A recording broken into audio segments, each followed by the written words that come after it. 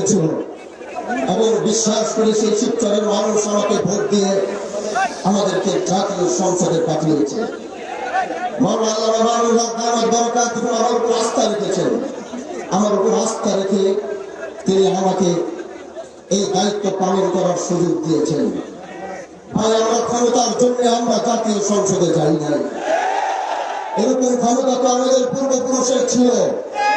আমরা এরকম ক্ষমতা আসন মসনদে বসার জন্য, আমরা ক্ষমতার মসনদে বসার জন্য জাতীয় সংসদে যাইনি।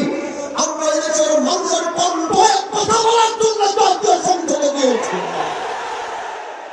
এজন্য যতদিন আমাদের কথাগুলো যতদিন রায় না হবে, আমাদের দাবিগুলো যতদিন পূরণ করা না হবে, আমাদের আন্দোলন চলতে থাকবে।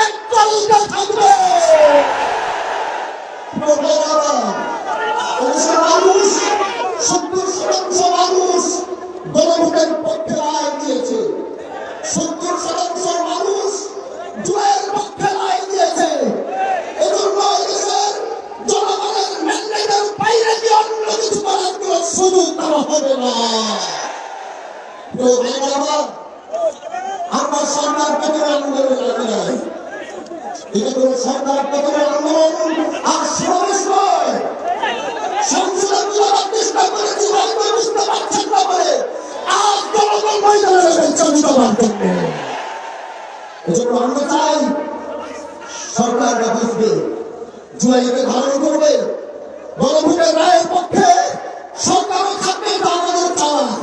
এই জন্য আগামী বাংলাদেশে আমরা জুলাইকে মাইনাস করে আমরা কিচ্ছু করতে পারবো না। আমার এই ময়দান থেকে এটাই বলতে চাই, আমরা জাতীয় সংসদে আমরা জনগণের পক্ষ হয়ে কথা বলবো। আর যখনই রাজপথে ডাক আসবে, আপনাদের রাজপথ থেকে কথা বলতে হবে। আল্লাহ পাক আমাদেরকে কবুল করুন। নাসরুল্লাহি ওয়া ফাতহুল করিম ওয়া বাশশিরিল মুমিনিন। আসসালামু আলাইকুম ওয়া রাহমাতুল্লাহি ওয়া বারাকাতুহু।